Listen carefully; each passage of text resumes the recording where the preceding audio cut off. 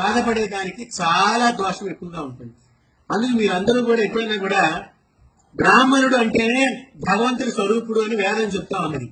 ఈ కాలంలో ఏమైపోయిందంటే ఈ రకరకాల సంఘాలన్నీ వచ్చి బ్రాహ్మణుల గురించి విమర్శించడం మొదలెట్టింది. దయచేసి మీరు ఆ విమర్శన లోపలికి మాత్రం వెళ్ళమాకండి. ఎందుకంటే బ్రాహ్మణుని విమర్శించిన, బ్రాహ్మణ్ణి దూషించిన, బ్రాహ్మణ్ణి బాధ పెట్టిన, బ్రాహ్మణుల యొక్క ద్రవ్యాన్ని దొంగలించిన, లేక బలాత్కారం చేసిన, బ్రాహ్మణ స్త్రీని మనం చెడు అభిప్రాయంతో చూచిన జన్మ జన్మల మన వంశాలన్నీ కూడా నిర్మూల్యమైపోతాయి అని చెప్పి గురు లీలామృతంలో దత్తాత్రేయ చరిత్రలో సుస్పష్టంగా మనకి రాసి ఉన్న విషయం నేను మీ అందరికీ కూడా చెప్తున్న విషయం.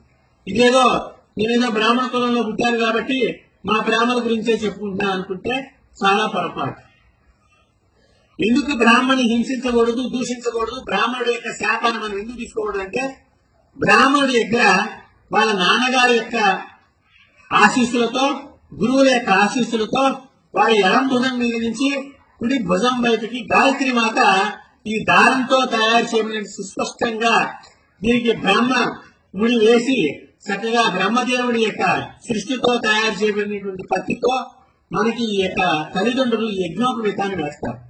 ఇది వారు పూజలో రోజు ఈ గాయత్రి మాతను పూజ చేశారా లేదో తెలియదు, కానీ ఆ వేసే ముహూర్తంలో మాత్రం ఈ ముడి లోపల గాయత్రి దేవి వచ్చి ఉంటుంది.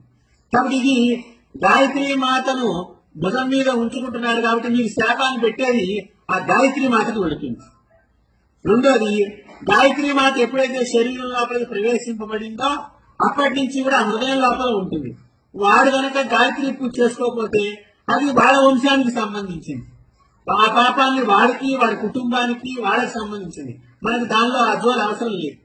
కానీ ఇది ఎవడైతే భుజం మీద తలుచులు పెట్టుకుని ఉంటారో వారిని కనుక మనం దూషించినట్లయితే ఈ శాపం అంతా కూడా మనకు వచ్చేది గాయత్రి మాత దగ్గర నుంచి వస్తుంది.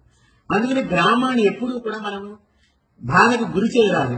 వాళ్ళు మనం గౌరవించారా, మనం ఆశీర్వచనం చేశారా, మనం దగ్గరగా పిలుచుకున్నారా, మనం ప్రేమగా పిలుచుకున్నారా, లేకపోతే బాగా దక్షిణ పెడితేనే పిలిచారా, మనం దక్షిణ లేదు కాబట్టి మనం సరిగ్గా పిలవలేదు, ఇలాంటి ఆలోచన మన లోపలికి ఎప్పుడు తెచ్చుకోవద్దు. మనం మన తల్లిదండ్రుల దగ్గర నుంచి నేర్చిన విజ్ఞానం అంటే బ్రాహ్మణుని గౌరవించడం, పూజించడం, మర్యాద ఇవ్వటం, చక్కగా వారి యొక్క ఆశీర్వచనం మనం పొందటం. నేను అప్పుడప్పుడు కూడా మా టెంపుల్ గ్రూప్ లో పెడుతున్నాను. ఈ యొక్క బ్రాహ్మణుడి దగ్గర నుంచి మనకి ఇండైరెక్ట్ అలాంటి బ్లెస్సింగ్స్ వస్తాయి. బ్రాహ్మణుడు మనం ఇట్లా నమస్కారం చేస్తే చాలకండి, వాడు ఆయుష్మాన్ భవాన్ని మనసు నుంచి వచ్చేస్తుంది. అది ఆ బ్రాహ్మణ జాతికి ఉన్న లక్షణం. అది ఈ మధ్య టీవీ మీడియాలో ఈ బ్రాహ్మణుల గురించి అవేంటి, వాళ్ళ కులం ఏంటి, వీళ్ళ కులం ఏంటి, దయచేసి మనకి ఆ కులాల చర్చ వద్దు. మనమందరం కూడా అమ్మవారి పిల్లలు, భగవంతుడి యొక్క బంధువులు. కాబట్టి మీకు నేను వేలు విడిచిన మేనమామ, మీరు నాకు వేలు విడిచిన మేనమామ. ఎందుకంటే ఒక శరీరంలోనే చక్కగా పురుష సూక్తంలో సాక్షాత్తు కలియుగ ప్రత్యక్ష దైవమైనటువంటి వెంకటేశ్వర స్వామి వారికి అభిషేకం చేసేటువంటి మంత్రంలోనే ఉంది. ఏమని?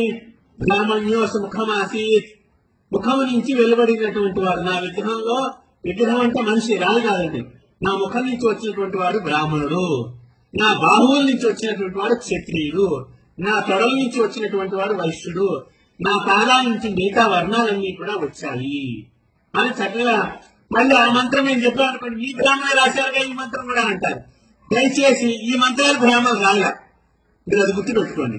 ఇది ఆకాశం నుంచి ఓంకార ధ్వనిలోంచి ఆ యొక్క పిడుగులు పడేటప్పుడు మీరు ఎప్పుడైనా కూడా మీరు బాగా మీ నేల మీదకి వెళ్ళి చూడండి, రాత్రి పూట కూర్చొని చూడండి, జపం చేస్తూ కూర్చోండి. మీరు ఇష్టమైంది మీ అమ్మగారి పేరే జపం చేయండి, దేవుడి పేరు ఎందుకు, లేకపోతే మీ భర్త పేరే జపం చేయండి, భర్త దేవుడిని చెప్తాను కాబట్టి శాస్త్రం. జపం చేస్తుంటే మీకు ఆకాశం నుంచి రాత్రి పూట కూర్చుంటే ఒక రకమైన వైబ్రేషన్స్ యొక్క సౌండ్ మీ దగ్గరకు వస్తుంది. ఆ సౌండ్ మాత్రమే మీరు వినగలుగుతారు. ఆ సౌండ్ లోపల ఉన్న అక్షరాలు వినాలంటే మనం ఋషుల్లాగా తపస్సు చేసుకున్నటువంటి వాళ్ళం కావాలి. మనం ఎప్పుడైతే తపస్సు చేయబడిన శరీరం అవుతుందో, తప్పించబడుతుందో, ఆ తప్పించిన దానికే దానిలో ఉన్న మంత్రాల యొక్క అక్షరాలన్నీ కూడా అర్థమవుతాయి. అలా పూర్వీకులైనటువంటి ఋషులకి ఈ మంత్రాలు వినిపించి వాళ్ళు ముఖత ఆ యొక్క ముఖం నుంచి చిన్న చిన్న ఋషులు, బ్రహ్మ ఋషుల దగ్గర నుంచి నేర్చుకుని మా దాకా వచ్చింది. అందుకని ఇది మేము రాయలేదండి, ఈ మంత్రాలు ఎక్కడా కూడా రాయలే. ఏదైనా అష్టోత్తరాలు రాసి ఉండవచ్చు. అష్టోత్తరాలు రాసిన ఆ ఋషులు కూడా వాళ్ళ తపస్సుల్లో, వాళ్ళ కలిగిన అనుభవాల ద్వారా ఆ యొక్క గురువుకు ఆ నామాన్ని పెట్టారే తప్ప ఇదేదో కలియుగంలో బ్రాహ్మణులు రాసిన మంత్రాలు మాత్రం కాదు. అది మీరు బాగా గుర్తుపెట్టారు. కలియుగంలో రాసిన బ్రాహ్మణ మంత్రాలు ఎక్కడా లేదు. ఇప్పుడు ఇవన్నీ కూడా త్రేతాయుగం ముందే ఆ కృతయుగం నుంచి సత్యయుగం నుంచి వేదకాలం నుంచి వస్తున్న మంత్రాలనే మనం రాసుకుంటున్నాం. కాబట్టి ఆ పూజలే మనం చేసుకుంటున్నాం, వేరే పూజలు మనం చేసుకోవట్లేదు. కానీ మీరు దయచేసి అర్థం చేసుకోవాల్సింది, టీవీలో 4 వాళ్ళు పలసగడ పెరగడానికి వాడి ఛానల్ చెబుతుంటే మనం ఇది ఆ చర్చ బాగుందని విన్నా కూడా పాపమే. నేను విషయం తెలియని వాడిని అక్కడ కూర్చోబెడతాడు. పూర్తిగా వేద బ్రాహ్మణ్ని పిలిచి కూర్చోబెట్టండి. ఇప్పుడు మీరు వేదం చదువుకున్నారనుకోండి, నేను కూడా మీతో డిబేట్ కూర్చోవచ్చు. మీరు వేదం చదువుకోరు, ఎక్కడెక్కడో వాల్మీకి రాసినటువంటి గోన బుద్ధారెడ్డి లాంటి వాళ్ళు రాసినటువంటి రామాయణ మొదలు రాసిన రామాయణం పట్టుకు కూర్చుంటారు. వాల్మీకి రామాయణం పట్టుకుంటారా? పట్టుకోరు. వాల్మీకి రామాయణం కనుక మీరు నిజంగా ఒరిజినల్ వాల్మీకి రామాయణం చదవండి, మీరందరూ కూడా మీ పెళ్ళాల గురించి మీ మొగుడు గురించి రోజు ఏడుస్తారు. అందుకనే పూర్వకాలం పెళ్లి శుభయాత్రల్లో సీతారాములు బొమ్మ ఉండేది.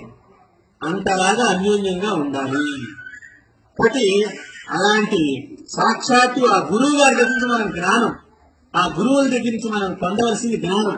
ఎవరి పిల్లలైతే మాట వింటలేదో వాళ్ళ పిల్లల మాట వినాలంటే గురువు యొక్క పూజ చేసుకోవాలండి.